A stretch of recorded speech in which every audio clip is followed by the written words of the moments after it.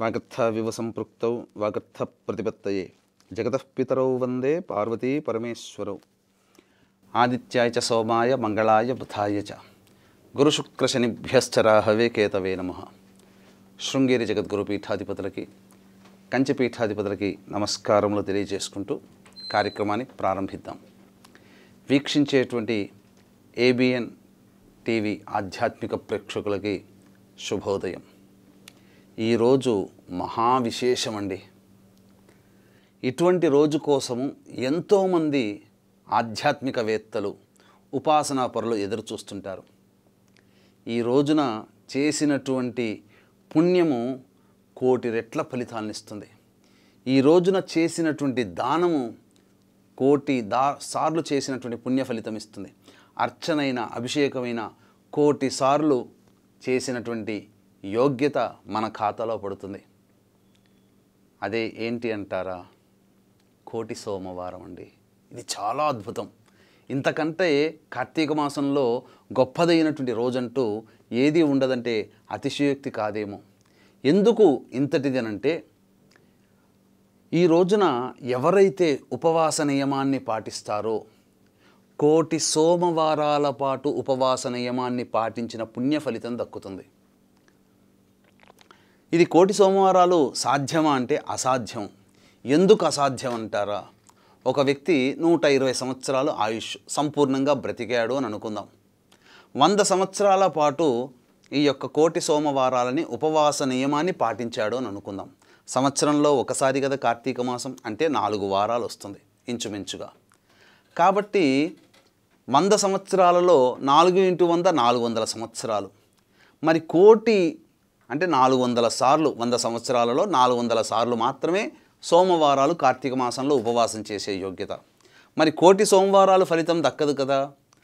అంటే 25,000 సార్లు మనిషి 25,000 సంవత్సరాల పాటు కార్తీక మాసమంతా ఉపవాస నియమాన్ని పాటిస్తే ఎంతటి పుణ్య ఫలితం ఉంటుందో అంతటి పుణ్య ఫలితము ఈ ఒక్క రోజున, అనగా 30వ తారీఖు ఉన్నటువంటి ఈ యొక్క రోజున ఉండడం ద్వారా అంతటి శుభ ఫలితాన్ని పొందుతారు. ఇది అత్యంత మహత్యమైనటువంటి పుణ్యప్రదమైనటువంటి రోజుగా ఈ యొక్క కార్తీక మాసంలో ఉన్నటువంటి ఈ 30వ తారీఖు రోజున వచ్చినటువంటిది. అంటే దీనినే కోటి సోమవారము అని అంటారు.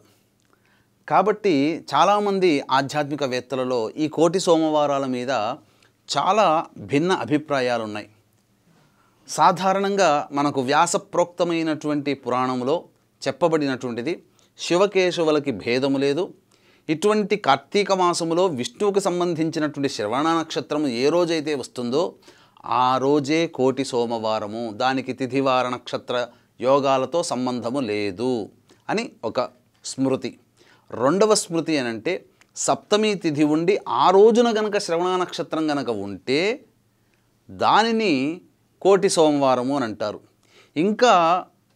ఇంకొక అభిప్రాయం ఏముందనంటే, సోమవారం అయ్యుండి సప్తమి తిథి అయ్యుండి అందున ఆ రోజున గనక శ్రవణ నక్షత్రం గనక ఉంటే దానిని కోటి సోమవారము అని అంటారని చెప్తారు. ఇది అత్యంత అరుదుగా వస్తుంది.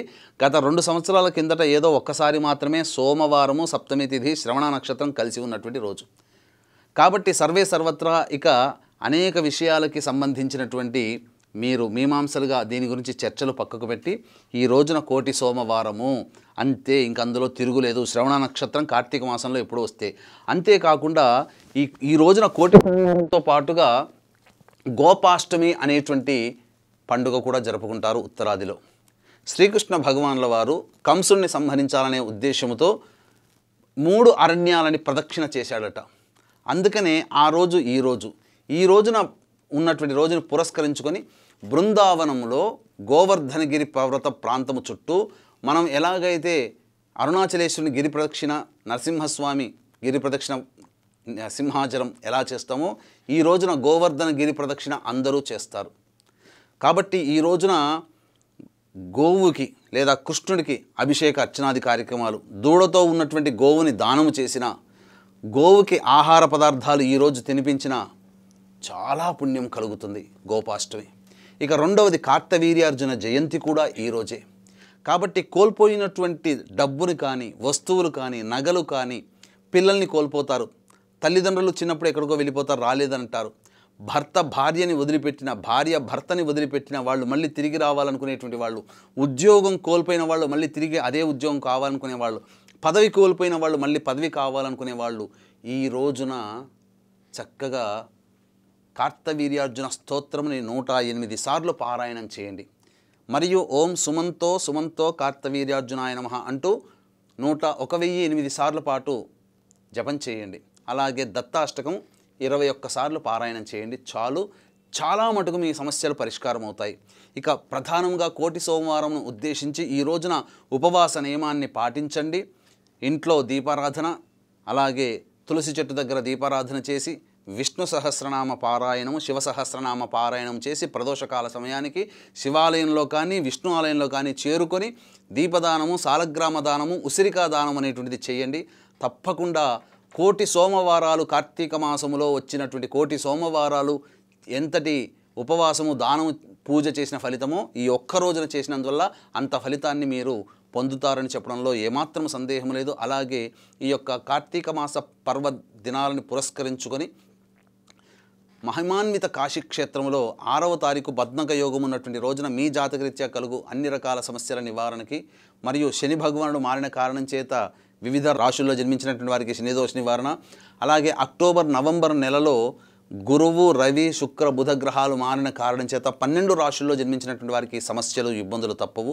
కాబట్టి అటువంటి వారికి దోష పరిహారార్థమై సర్వదోష నివారణ పూజలు, హోమాలు జరిపించి శక్తిపాతము చేసినటువంటి కరుంగలిమాల మీకు అందివ్వడం జరుగుతుంది.